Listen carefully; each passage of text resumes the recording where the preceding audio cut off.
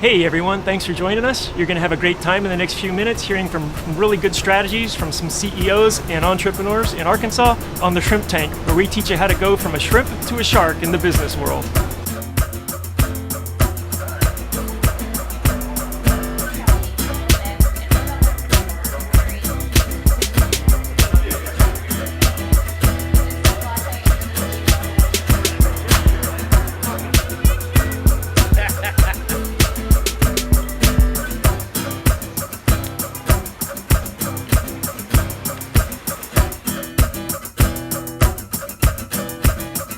Hey everyone, welcome to the post-show wrap-up of the Shrimp Tank. I'm your host, Rich Jensen, along with my co-host, David Sims, and our special guest today, Sam Carrasquillo.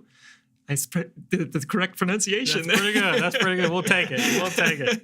Not bad. Carrasquillo. Okay, that's right, the American version. That's it. Anyway, of SC Roofing and a number of other companies. Yeah. So each week on the post-show wrap-up, we like to bring you highlights of our conversations with the entrepreneur that we just featured. Had a really fun time with Sam. You can probably tell already he's a lot of fun, has a lot of great stories. So I encourage you to go to the arkansas.shrimptankpodcast.com and listen to the entire podcast. But we want to hit some of the highlights right now. So David, I think you had the first question. It's a great podcast. You really need to listen to it. Thank you. Sam's story is really amazing. In particular, I wanted to mention this up front. Sam came to the U.S. from Puerto Rico at 17 with nothing and didn't know English and now owns 4 companies. So if you're an entrepreneur, listen closely. Actually, at 16. Yeah, right, 16. Yeah, 16. Yeah. He's now 35, and Correct. he's done all of this in those short 19 years or so. That's right. And it's really a phenomenal story.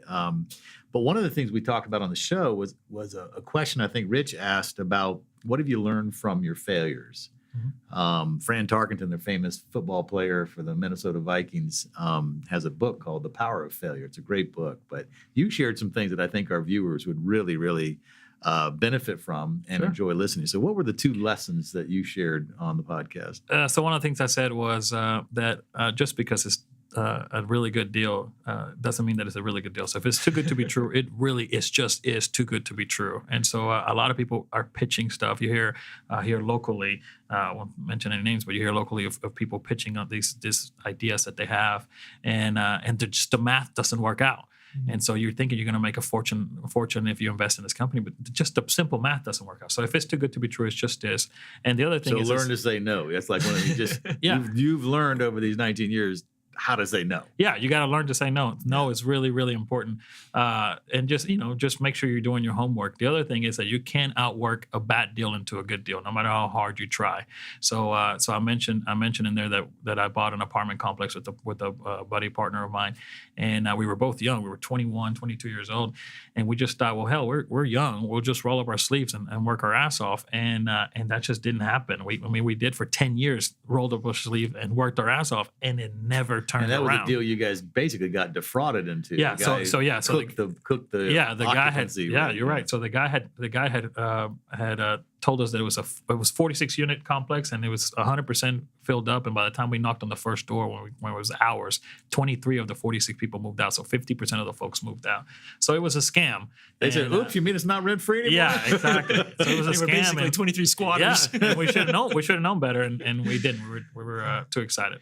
Yeah. So, yeah. We also talked a lot about, and you like to help others, in particular, giving you the background in your story, and so you like to give back. So talk a little bit. I think you said in 2012 you actually got to go to the White House for some of the work you did, right? Yeah. So in 2012, there's a group called the Impact 100, and it's the top entrepreneurs in the nation. And so I was voted there. Got lucky, I guess, because I was definitely the dumbest person in the room, and probably didn't deserve to be there. But after a while, just we all kind of got together and had heart-to-hearts about what we could do in our communities to help out. And one of those things was sharing our story to make sure that other people that we could help could have the same path as we did. And it is a powerful story. I like the phrase you used. It's about the ladder. Yeah. So a lot of things that I see is people become successful and then they pull the ladder up. They're excited, they get their fancy stuff and they never help others get to the point that they're in. So I like to mentor folks, and I like to be mentored too. So if, there's a lot of people who are doing much better than I am. So I would like for them to pull down the ladder, and I'll pull down my ladder to help others achieve what we're going to achieve. That's great. Yeah. That's great. So, yeah. We also asked you about mentors and your team of advisors, and you told a story about how it can be lonely as an owner Yeah. but then you also found a key person who's in the pathway to becoming your partner. Yeah, so I started when I was 17 at the different companies, and I'm still doing them today. And I've done them by myself, and I've had mentors along the way. A guy named Dr. Griggs helped me big time. Paul Schaller, Brian Hosto, and really other guys, other partners, Arjun Martino, guys that you'll know, Clay Mosley. I mean, all these guys, and I'll learn from others. But one of the things that I did was bring in somebody that could be my right-hand person. That just happened a couple of years ago, and has been great. Just being able to bounce some ideas inside of your own company. It's just a lonely place, and so having JC in the company now, and us being able to bounce ideas, it's great. I love it. Yeah, it's fantastic. Well, Sam, we want to thank you so much for coming on the podcast today and the show. I really encourage you to listen to the whole thing.